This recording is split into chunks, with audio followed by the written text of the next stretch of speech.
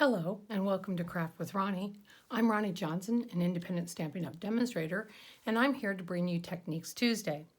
I just want to remind everyone that there are links below the video that will take you over to my store as well as to my blog, obviously my YouTube channel, my Facebook page, and my Instagram account. Lots of different ideas over there, things that I do there that I don't necessarily do here. So today I wanted to answer an age-old question. How small a piece of designer series paper should one hold on to? Today's card is a strip card. This card was created using 1/2 inch pieces of designer series paper. This particular paper is from the Masterfully Made Designer Series paper pack. Really love it, very eclectic paper, very torn looking, and just it lends itself really quite well to this technique. So I'm going to start out with just some strips of 1/2 inch designer series paper, and I'm going to grab a couple of my silicone mats. These mats are great. You can do all kinds of messy work on them and not worry about things. Pour the glue on, it peels right back off. A big glob of glue, maybe a little bit more. And I'm going to take a piece of white, basic white cardstock. Now don't worry about the measurements because all that's going to be on the blog. I'm going to go ahead to get started. I'm just going to start adding glue. Now this is an odd way of doing it, but let me tell you, this is a whole lot better than having glue all over your strips of paper and trying to get them on to your, glued onto your base. The other good thing about doing it this way is that when you have extra pieces of the strips left over, you don't have to worry about that they have to be trashed because they've got glue on them, because they're not going to have glue if they didn't hit the center of this card stock. Let's just find a little corner down here.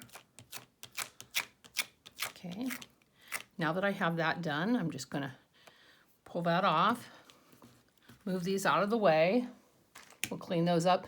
The great part of those silicone mats is that glue will dry, and when it dries, I'm just going to bring in some scrap here. When that glue dries, oops, you can just peel it off with your fingers. It just rubs right off. So here's my glued up stock, and I'm just going to start placing my strips, just kind of varying the colors. You want to make sure you butt them up nice and tight against each other and that you go all the way to the end so that everything's covered. I love that parakeet party green. It's just nice and bright. I think I'm going to use this little berry burst next to it. I think those two colors are kind of great together. That's one of the things I really like about this paper pack. It uses some really bright colors.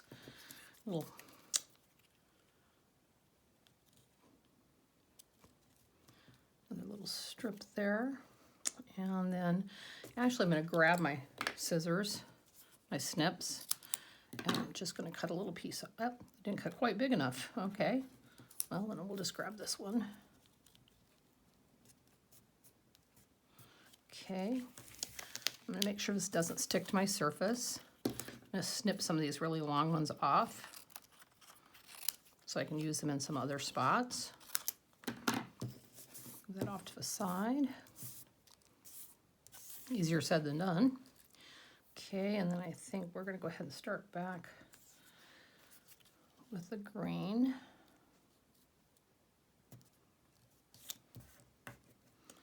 And then that berry burst again. Got a nice piece of it over here.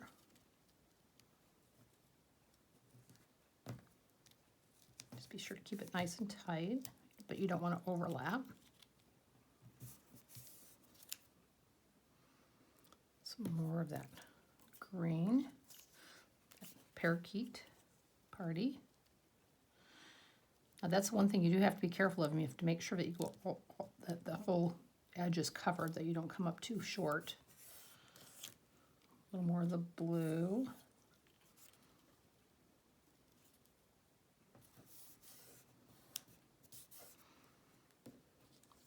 Back to that parakeet, or that green. green's a pretty peacock. I hope I'm not getting my head in the shot there. Kind of hard to match everything up and not get in that. Little berry burst. Love these colors together.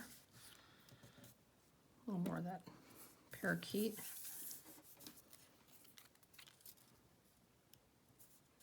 Okay, and what other colors do we have over here? Ooh, that's different. Let's put that down there.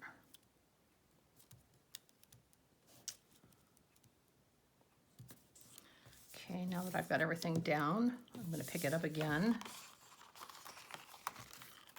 flip it over, and I'm just going to start trimming. I'm just going to use the edge of that cardstock as my guide. I'll drop all these pieces. They'll just be another card.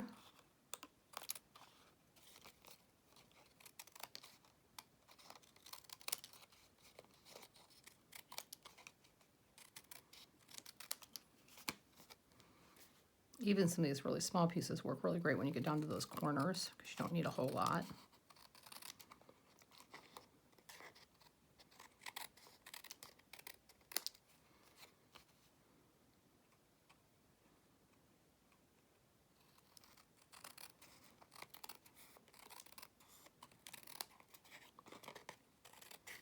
You could put this in your trimmer and trim it.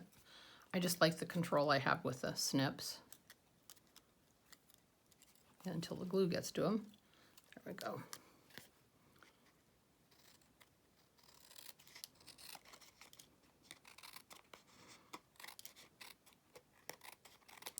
And there we have it. Now I am going to do one thing here. I'm going to get this out of the way first of all.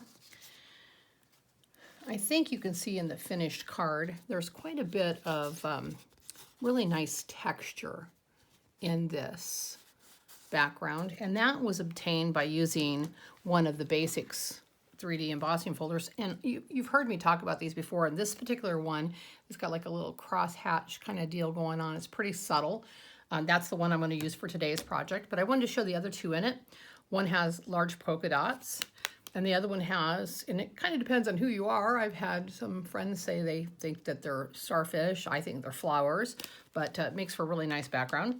I'm going to go ahead and stick this in here and run it over to my machine, and I'm not going to run it on the table because it shakes and bounces. I'm going to run it through the machine real quick.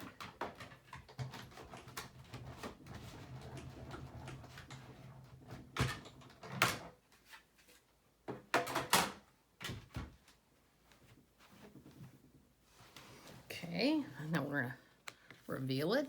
Ooh. It's different every time, which is really kind of cool because it makes it really unique, but you can see the texture throughout it. It also makes this look like one solid piece of paper because it really pulls those cut lines together nice and tight. So that's the card front. So to achieve the rest of the card, I'm not going to actually sit and do this because it would take forever, but, well, actually not forever, but longer than I want to do the video for. I used this stamp set in the Moment, and we've used this one before I've used it before on here. And I stamped my image, and then I used the new 2023 new ink core color collection. These are all the new basic colors that have been added to the Stampin' Up! Collection of colors for 2023. And it's great that they packaged it this way because those of us that already owned all the markers were able to get just the new colors, which was really nice. So I decided to focus on doing everything on my card using these in colors, and that's because these in colors really worked with the paper. So what I did was I just scribbled, and I have a video for that, scribbled on an acrylic block, used my blender pens, picked the ink up, and just painted onto the image. A very watercolor look. I'm really happy with how that turned out. The only thing I didn't have in there was a nice skin tone, so I ended up pulling out my ivory Stampin' Blend just to do the feet and the arms. And then I put that on a piece of pretty peacock cardstock and popped it up with some dimensionals on a berry burst card base. And then for my envelope, I wanted to do something fun, and I decided to use the paper. Again, it's a 2¼ by 6 inches, and then you just glue it on, flip it open, and cut around and remove the excess. So you have a nice coordinating envelope. So that's the project today. It's pretty quick and simple. I just wanted to remind you, you don't have to have a bunch of paper. Something as small as a 1/2-inch strip can make some really pretty cards. The cards, the designer series paper we cut off, we can keep for another card. And then one final little thing I wanted to talk about was, I told you about rolling off that excess glue. So it just literally just rub it and it rolls right off, and then you just clean it up. It's easy to clean. That's why those silicone mats are really nice. Keeps everything clean and neat. And then the scissors on my snips, it's really important when you're using adhesive that you can keep your snips clean so that they don't get all gunked up. I just use these little alcohol pads. I got like 150, 200 of them or something like that at Walmart for like $2 or $3. Alcohol just takes that adhesive right off. And anytime I've been using adhesive, I make sure I do this right away so that I can put my scissors away without having them get all gunked up. You know, good scissors are really important for a paper crafter. So with all that said, I want to remind you again to check out my blog. The instructions for this particular card were posted as part of a blog hop on Sunday night, and this past Sunday night.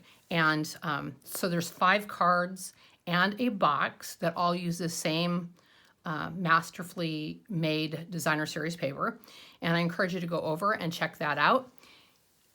That's it for today's Techniques Tuesday. And until next week, happy crafting.